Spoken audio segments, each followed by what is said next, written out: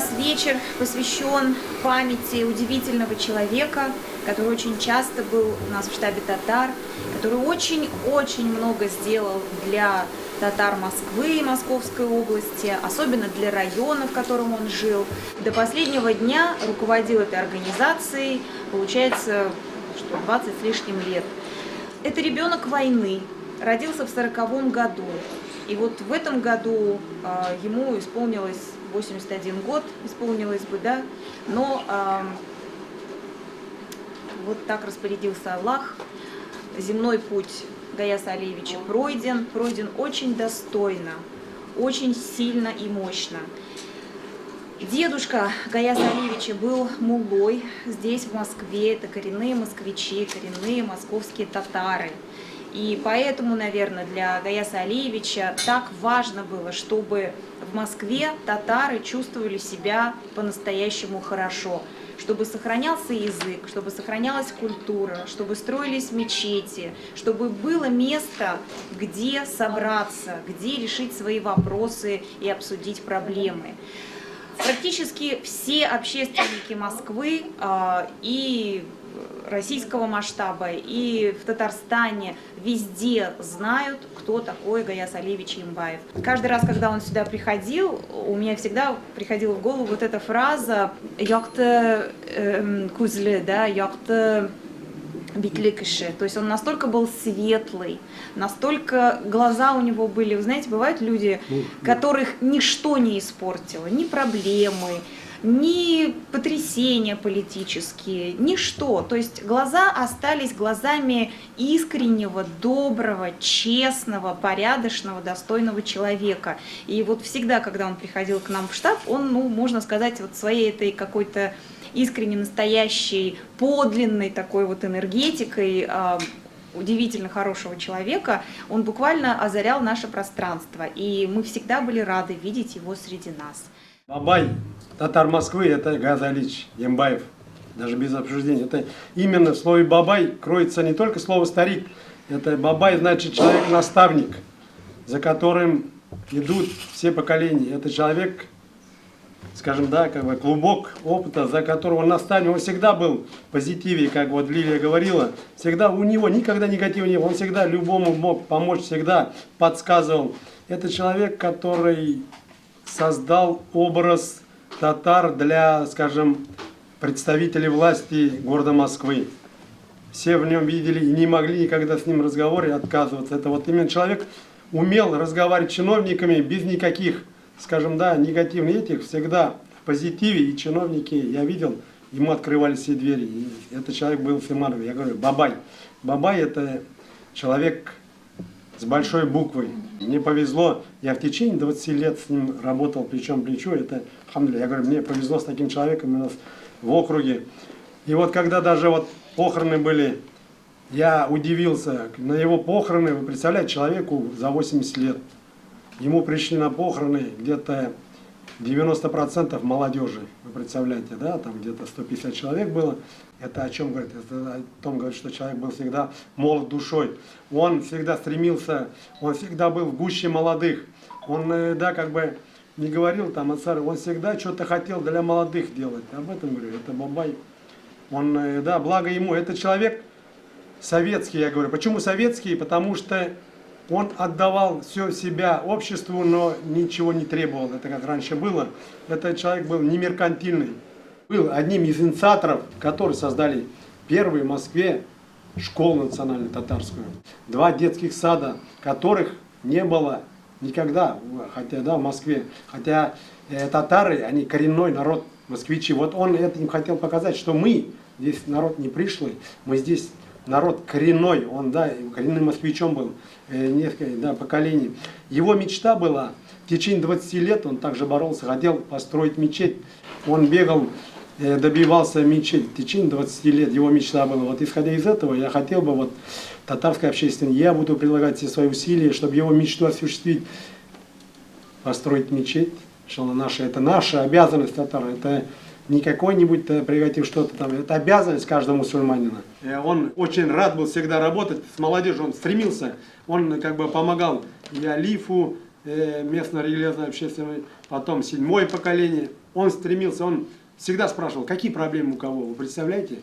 Для него штаб был, это, да, он и сам был как клубок позитива, а когда он в штаб приходил, он расцветал, особенно за самоваром, это вот, да, как бы самовар и Газалич, это вот, скажем, можно сделать даже логотип татар Москвы. Менә Гаяз абыны мен генә түгел, безнең театрның егетләре һәм кызлары бик яхшы беләләр һәм аны хәтерлиләр. Ул аны каян беләләр? Гаяз абый һаман безгә театрга килә. Ул бик дусые театр белән, бик дусые. Шунда элекке заманда biz куйдык Галия Бану спектаклен. Анда ул килеп утыра, репетицияга килеп утыра, карап утыра, и до конца утыра. Аннан соң миңа киңәшләрне бирә. Кайсы бер киңәшләрне Гаяз абый бирә иде. Ул бит театрны ярата. Әле ул әйтә иде. Һаман да татар теле дип сөйлибез. Анда бит җыр белән генә булмый ул. Җыр белән генә булмый. Әгәр татар телен өйрәнәсегез килсә, театрга килегез. Театрда әңгәмә кырып була, сөйләшеп була, сорауларга җавап бирәләр. Шунда мин никогда не забуду, бер кайчан да онытмыйм, бердән бер кеше, менә без театрны алып барабыз 35 ел. 35 ел. Безгә бер кайчан да беркем дә ярдәм итмей. Түрәләргә чөнки ул кирәкми театр. Аларга җыр булса, все нормально. Театрны алар әле аңламыйлар, әллә яратмыйлар, әллә теләмиләр. Инде хәзер Гаяз абый ярата иде театрны. Фәүзия апа белән алар хатыны белән һаман киләләр театрны карарга. Бер дә премьерны калдырым. Диләфрүзгә Дүркия куйдык. Сәнгәшәл. Анда безгә төшкән менә китапка кергән Диләфрүз китабына Гаяз абый да кергән. Шунда Гаяз абый мин хәтерлим 25 тәңкә менә мондай акча бар иде бер заман. Сиреневый 25-лек. Шуны Галия Бануга күлмәк алырга бирде. Элек акча бик күп инде ул 25 тәңкә. Бердән бер кеше безнең театрга булышты. Бердән бер кеше. Башка кешеләр кирәксенмиләр алар. Аңламыйлар да.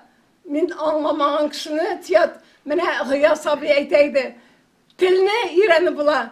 Фәкать театрда өйрәнеп була телне. Булай җыр белән сәхнәгә чыгалар да, җырлыйлар, и киреп китәләр. Это татар теле түгел әле ул. Менә шуңа күрә безнең инде әлбәттә өйдә дә сөйләшергә тиеш балалар белән, оныклар белән. Һәр вакытта мин Гаяз абыйның истәлеген менә мин аны гомердә онтасым түгел. Без бардык Петрозаводскига, Ленинградка, Уфаларга, Казанга бардык. Шул бездән сыр иде. Ничек барып кайттыгыз? Ул бәйнә миннән отчет алайды. Шуңа күрә Гаяз абый ул театр кешесе. Ул театр кешесе бәйдән ни өчен? Чөнки аны яратайды, аңлайды театрны. Шуңа күрә без аны әлбәттә юксынабыз. Безгә ул бик каты җитмей. Гаяз элек һаман да җырлый театрга. Шуңа күрә минем җырлысым килә хәтта. Иртәгә китеп барды инде. Урны җәннәттә булсын, җмак түрендә булсын. Амин. Хавашдашым шо Гаяз Алиевичнең инде Гаяз бабайга биштан башына вакытта иншалла кабул кылсын иншалла. Амин. Без инде башлап инде шулай бер дua кылып шулай инде башлагычны кылсын, артына инде шулай Кур'ан укып шулай инде. Шуңа рахмәтләрен инде исемнәр атап иншалла. Рахмәтләр исемнәр атап иншалла шулай инде дua кылып иншалла дәвам итәбез. Бер дua башлап. Амин. Аузу биллаһи минәш шайтанир раҗим. Бисмиллаһир рахманир рахим.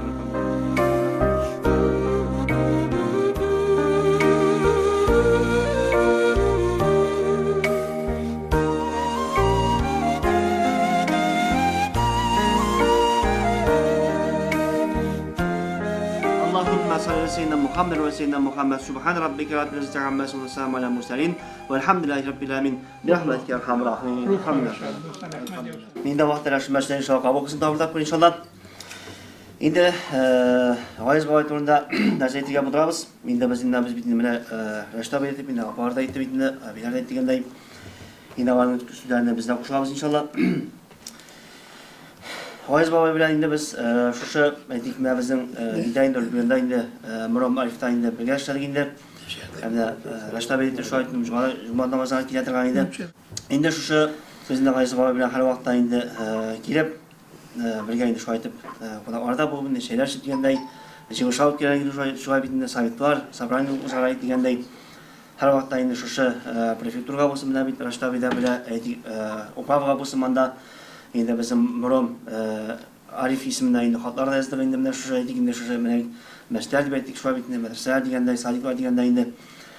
Endi o'zi bizning Allohga shu qadar Limonda o'zi bizning endi shu aytdi organizatsiya shu Arif uyushmasiga ishlab kelib G'oyiz bobo bilan biz endi har vaqtda endi bizga meni ko'raydi endi har vaqtda endi shu aytib endi hurmat ko'rsatib shu aytib endi har vaqtda hurmat etib shunda birga endi shu yig'ishib kelib shu aytib birga vaqtlarni o'zgaraylik. G'oyiz bobo bilan endi mana shu mana bizning fatkasida aytaylik, bizga endi boboy bo'lib qoldi endi har vaqtda biz orqa endi shu bilan bizning shu vafot etgan endi oqsoqollarimiz har vaqtda biz orqa duo qilib shu aytib endi mana biz har vaqtda duoda tutamiz endi o'zimizga mana shu aytib bitadi. Лет 20 тому назад такая вышла книга «Кто есть кто московской татарской общины». Вот там написано, Гаяс Алиевич Ямбаев родился 10 сентября 1940 года. Гаяс Алиевич мен көптен білем, міне метро Братиславская, там Братиславская улицадан да, міне енді ифтар мәжлістері ұздырайды. Ол табайды шондай спонсорларны да, біз шонда ерейдік Братиславская урамына, Йорт номер 32. Библиотека, да. И шонда он находил и спонсоров, Харбер елна ерейдік, ол кашайды, ихтивар білем, Улгана тегелерде концертлар берерлер иде после этого бидякше. Анда менә Рафиклар выступали, анда ансамбль җырлый. Аның мөнәсәбәте шулай. Гаяс Алиевич бик тырышлык күрсәтте безнең милләтебезгә. Ул хәзердә безнең исәбездә калачак. Аның юлыннан барырга без һәрбер яшьләргә бигрәк тә чүш. Шунтан аның рухы шат булсын. Фактически менә без тыңлап торамын да Байдарда Гаяс Алиевич, а он фактически Гаязетдин Али улы. Менә минем китабым хәзер нидә инде компьютерга җыелган, компьютерда. Анда есть глава. Так, зачем нужны нам фамилии? Аңладыгызмы? Менә Гаязетдин Алиевич дигән ВИЧ сүләрен Свердлов киткән 27 году. Аңладыгызмы? А до сих пор до 27 года бездә әйтелгән Гаязетдин Али улы дигән. А 1927 года татарлар, как и урыслар, Гаязетдин Алиевич йөри башлаганнар с 27 года. Это по рекомендации Свердлова. Аңладыгызмы? Вот минем китабымда укырсыз, иншаллах, есть тело и голова. Кому нужны на фамилии? Анда, язылган. Аңладыгызмы? Шонтан менә мине азгына, менә ните азгына коробит нитерге менә Гаяс Алиевич дигәч. Аңладыгызмы? Гаязетдин Али улы дисәк дөрес була. Аңладыгызмы?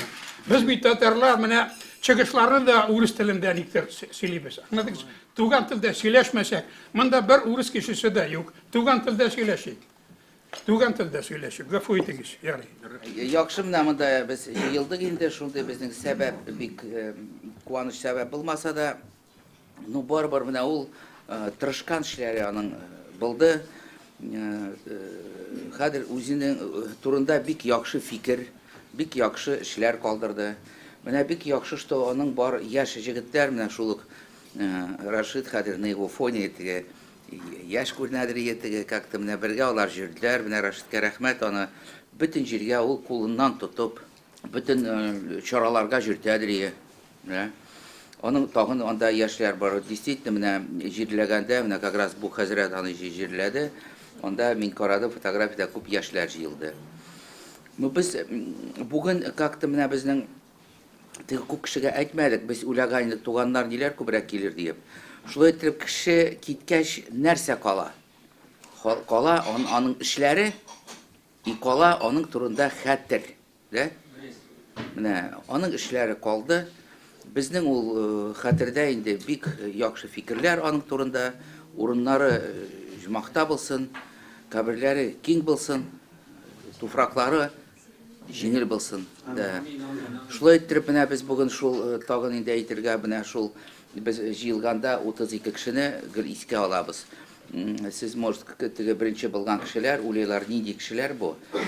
Без бу спискка кирдек кешеләрне менә сугыштан соң. Монда Мәскәүдә барлыкка килде татарский шундый инде общественный эшләр буенча инде. Кем менә татар телен саклау буенча, культура, гадәтләрне саклау буенча кем эшләгән, шуларны инде без менә монда искә төшерәбез. Менә Лилия әйтте, һәр елны ул список безнең зурая, нәрсә эшләйсең инде. Шулай иттереп. Вот, шуларны без искә төшерәбез дә инде. Аларның күпсе татар телен саклау буенча мөрәҗәгать итеп безгә калдырдылар, шанып. Менә без бик тырышабыз инде. Без бик теге татар теле саклау буенча, культура саклау буенча Мәскәүдә без монополист түгел. Без бер йошма кем монда шуның белән шөгыльләнә, да? Шуңар инде менә булган кадәр без тырышабыз, яшьләр белән, менә шул яшьләр арасында безгә дә шундый кешеләрне, значит, тәрбия бирергә кирәк инде. Да, вот.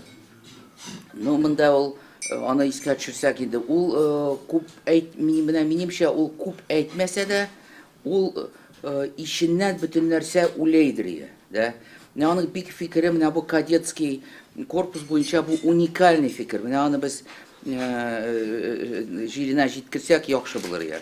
Ул аны бөтен нәрсәне аңлады да. Ну, без торабыз менә Мәскәүдә. Мәскәү татарлары, да? Без монда инде Нижгар, Сергач, Ульяновск барыбыз да. Ул күп нәрсәне аңлайды иде. Безнең бит татар теле бу общественный эшкә күп кеше килә или акча урларга, да? Или же үзенең теге карьера ясарга, или безнең, к сожалению, инде менә просачиваются шундый элементы, значит, криминальные, татар теле аңламай торган, гел подозрительный кешеләр безнең күп менә без бит аралашабыз. Күп җирдә и Россиядә дә алар бар, да? Ну, нәрсә эшләйсең инде менә? Монда теге жесткий фейс-контроль, ревизия булып теге нитеп булмый, монда бит общественный эш ул тоже нирәк эш инде, своеобразный. Шуңар ул Гаяза Алексеевна тоже аңлады бөтен нәрсәне, что бөтен нәрсәгә дә ул ризалык булмады аңар, да?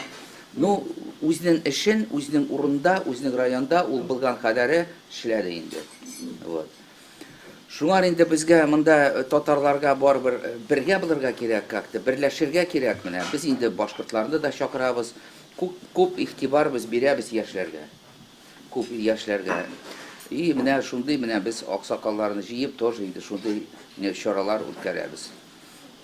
Ну, безнең менә киткәндә барыгызга да без күп гәҗитләр, значит, безнең олыгыз жаңа гәҗитләр, менә безнең Нижгородский гәҗит монда, Башкирский, Казанский номерлар инде менә киткәндә безнең монда журналлар Сөембике, Шәһри Казань, Самара журналлары алар белән бик яхшы безнең элемдә.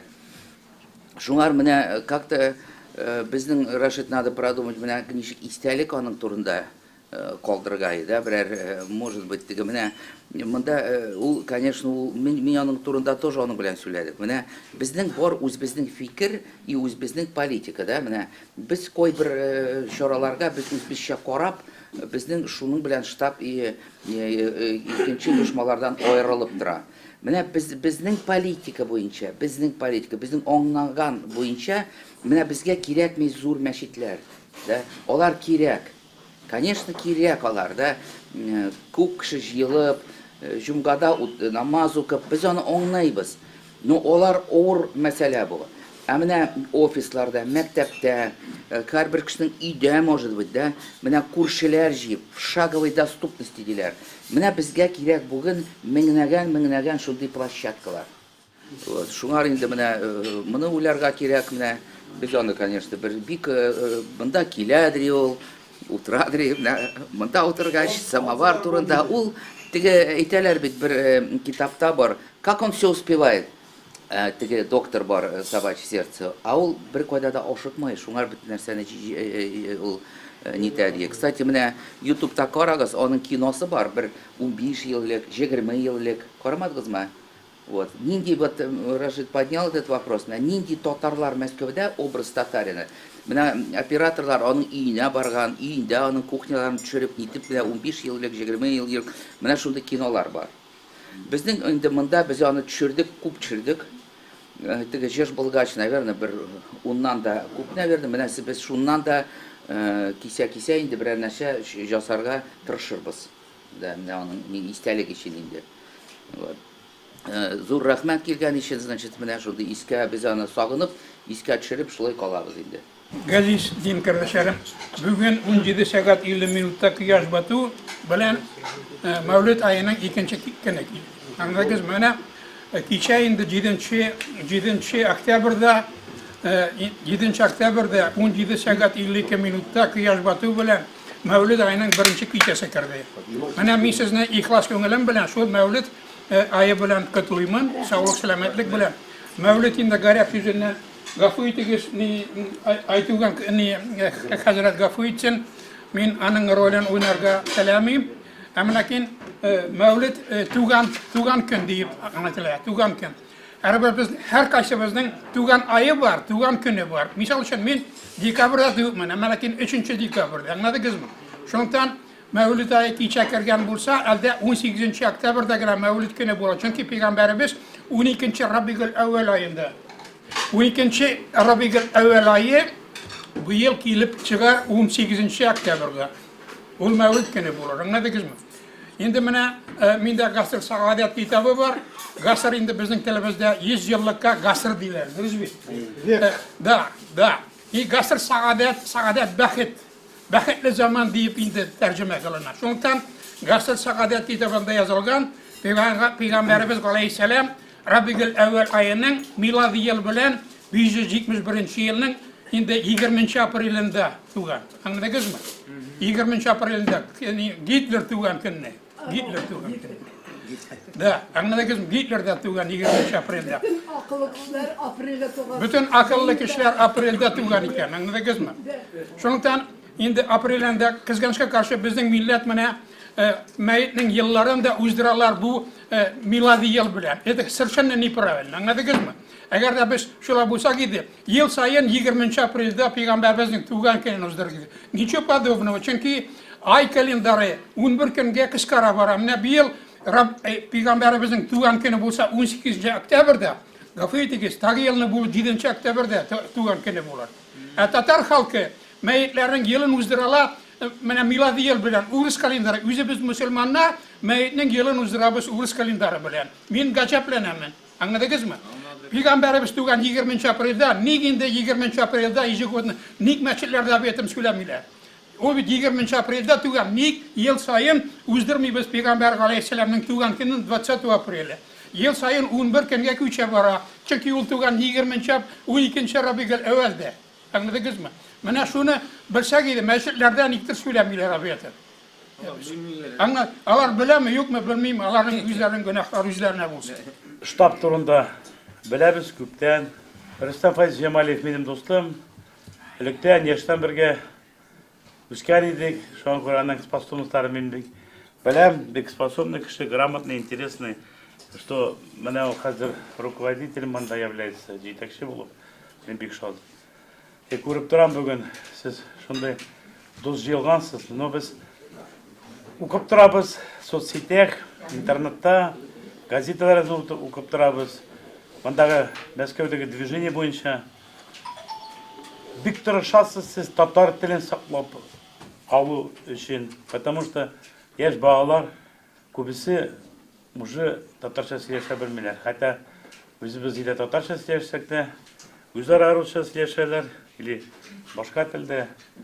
Кай вакытта искитә, читтә яшәп кайткан Азәрбайҗанда, Төркмениядә, Казакстанда яшәп кайткан Татарстанга анда oturup isteyen bağlar Tatarça aybet söyleşirler. Потому что әти әниләре яшьтән ук аларны татарча сөйләшкә өйрәткәннәр.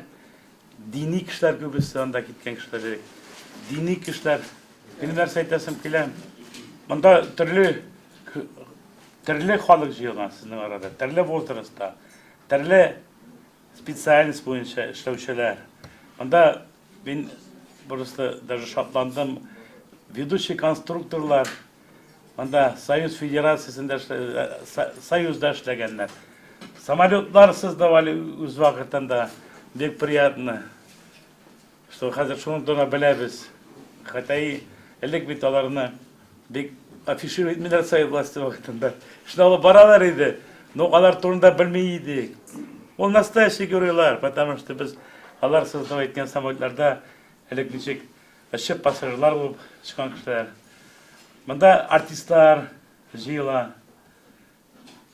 Төрле әйтәм бит, төрле уровеньдә халык бөтенегез бердәм. Очень бик дусларсыз, искиткеч. Шуңа күрә мин уңышлар телим. Без үзебез ягыннан Татарстанга тырышырбыз. Без үзебез дә сабан туйларда активно участвуем.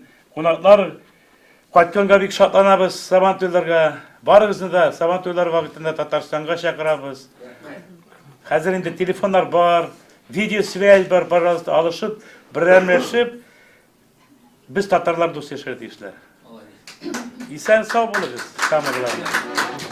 Kuşinde mengege, kuşinde ile yaz, ile naz, kuşinde kalbime gelip varmışım, resile gönlüme kalmışım, doğanı beri gelip varışı resmine küngüleme salmışı niyedir bunlar yüzüm banalıda kişiden elle yaşlı güçler eğlenip kayttın iken ortaya minleysin yer mangaylar sırlansa da üttü yaşlı güçler Kırmızı da ortaya minleysin yer mangaylar sırlansa da üstü yaşlı güçler Kırmızı da yollarını kor vuran sıradı yollarına jiri atıp yıladı Kusine mengige